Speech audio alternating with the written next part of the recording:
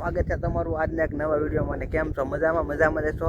તો હાલ અત્યારે આપણે વાડીમાં ઊભા થઈ જો તમે સાહ પાડેલા છે ને અહીંયા પાવાનું ચાલુ કરેલું છે ને આ 3 દીનું કોરવણ છે. જો તમે ખાલી એટલું કોરવણ જો, કેમ કે હજી તો પાણી છે ને ઓલા આપણે ચાલુ કરીને અહીંયા અડધે ન પગે ને ત્યાં લાઇટ વહી જાય.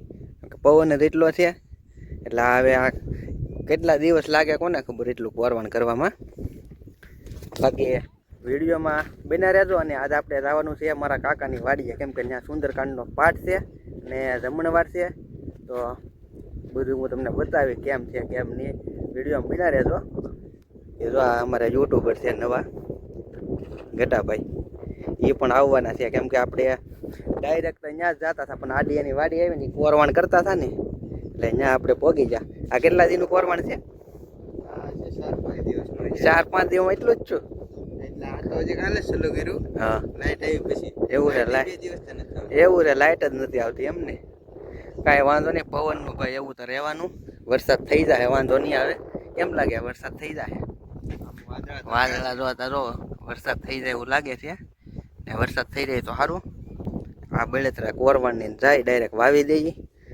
બાકી તમે વિડીયોમાં બન્યા રહેજો. આપણે આ ગટાભાઈને હારે લઈ જવાનું છે. તમારી ચેનલનું નામ શું છે? એવું છે. અમારે શીતલેશભાઈ જાય છે આગળ. જો તમે ખોડિયારમાંના મંદિરે જવાનું છે. જઈએ અમે બધા ખોડિયારમાંની લાપસી જવારવા, કેમ કે સુંદરકાંડ છે એટલે પેલા લાપસી કરેલ છે એટલે લાપસી જવારવા દાન છે. તો અમારે શીતલેશભાઈ અહીંયા છે ને મંદિર છે, તો ત્યાં જવાનું છે લાપસી જવારવા.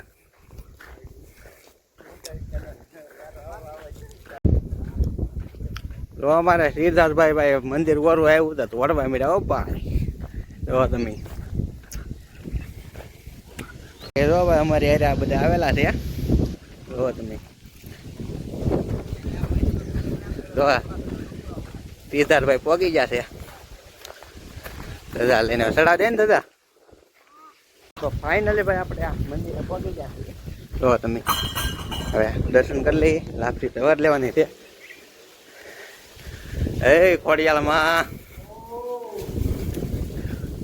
તો ફાઇનલી મિત્રો આપણે અહીંયા આવી જાય. અહીંયા ધજા ચડાવવાની છે. તો રેડીભાઈ આવ્યા ને અમારે સિદ્ધાર્થભાઈ આવ્યા છે. તો ધીમે ધીમે આપણે અહીંયા રહી આવ્યા. તો પવન છે ભાઈ.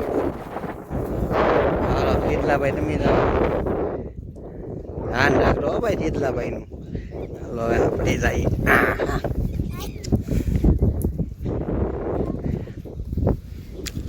હાલો ભાઈ આપણે ધજા ચડાવવાની છે. ડાયરેક્ટ છે કે બાંધવાનું છે? ઓલામાં નાખી દેવાનું છે ડાયરેક્ટ.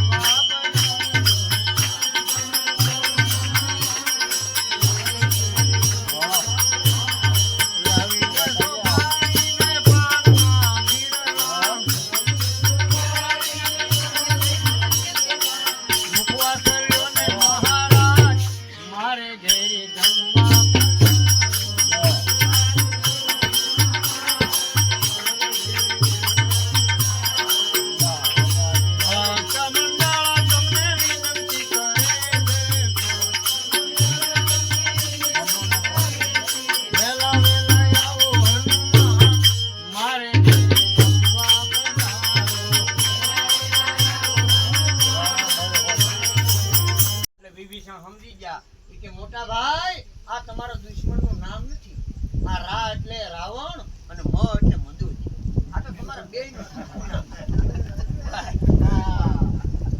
નકર આપણું ટૂંકું કરી નાખે. ત્રણ ધનુષ દોરેલા હતા એને જોયા.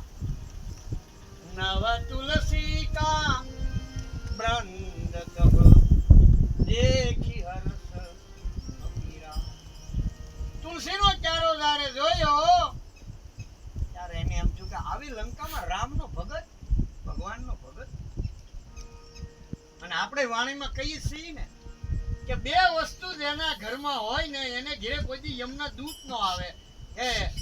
જેને ઘરે શાલિગ્રામની સેવા થતી હોય ભગવાનની, જેને ઘરે તુલસીનો ક્યારો હોય.